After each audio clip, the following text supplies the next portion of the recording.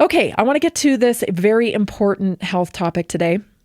I'm talking about muscle, and I am targeting women today with muscle, but of course this applies to men as well. Men need muscle just as much as women. The downfall of the thinking around muscle for women has been that women shouldn't have muscle, right? I want to do Pilates. I want to do yoga because I don't want to get bulky. Right? I don't want to be big. I don't want to take up space because I'm supposed to be small. I'm supposed to be delicate. And I'm telling you, that thinking process is leading to being frail. It's leading to being prone to osteoporosis and a whole lot of other things.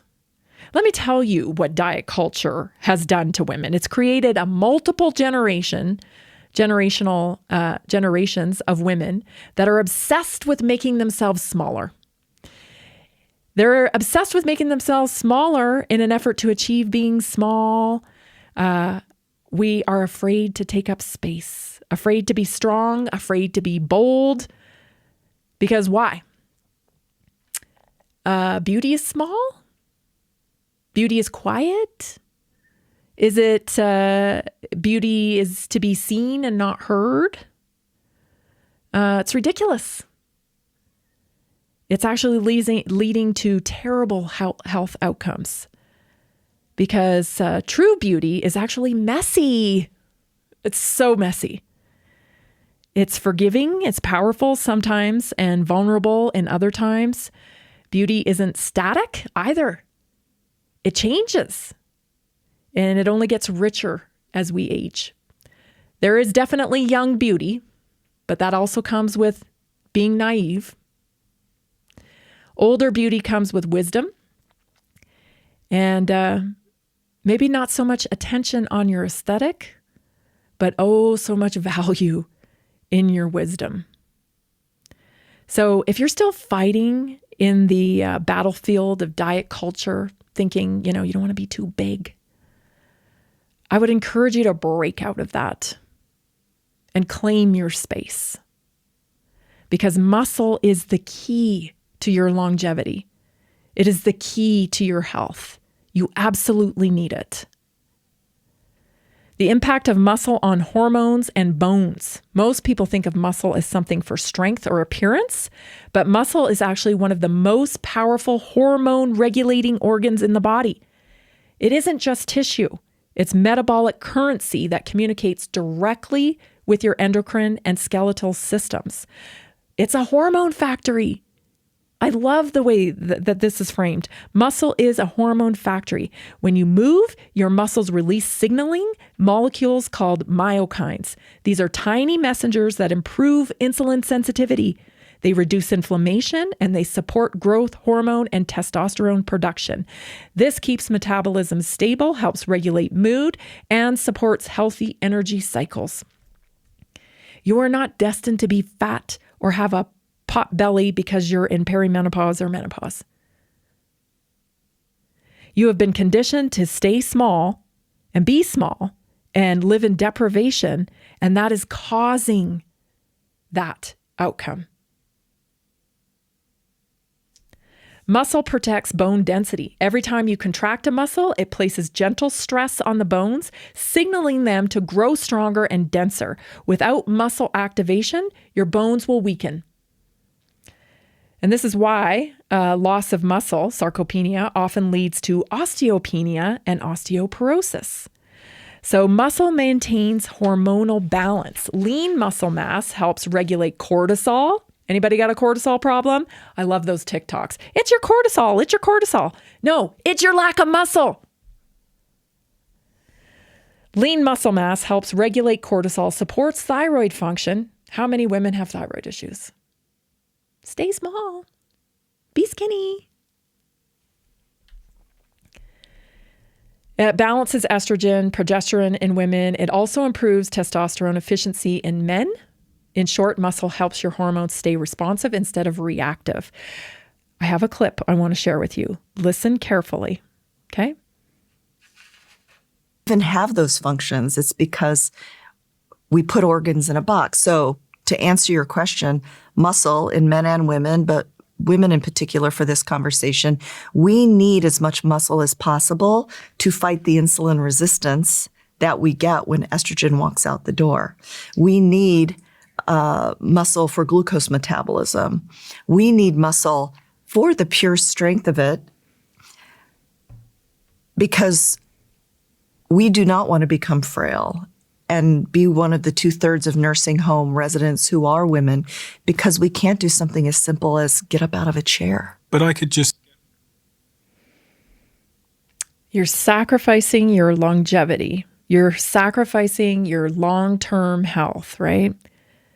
For an aesthetic that you'll probably never achieve because you're using the wrong tools. You're using deprivation.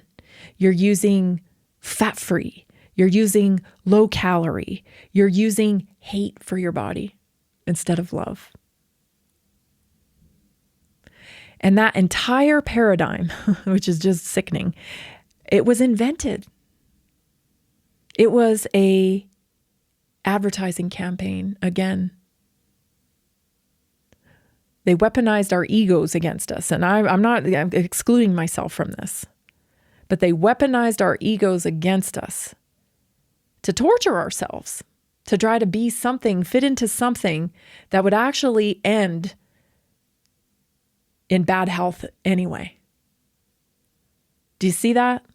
And that still goes on today. Now it's through plastic surgery on Instagram, social media.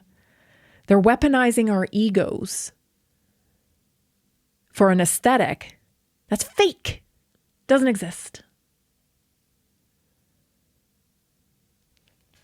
Protein is the raw material.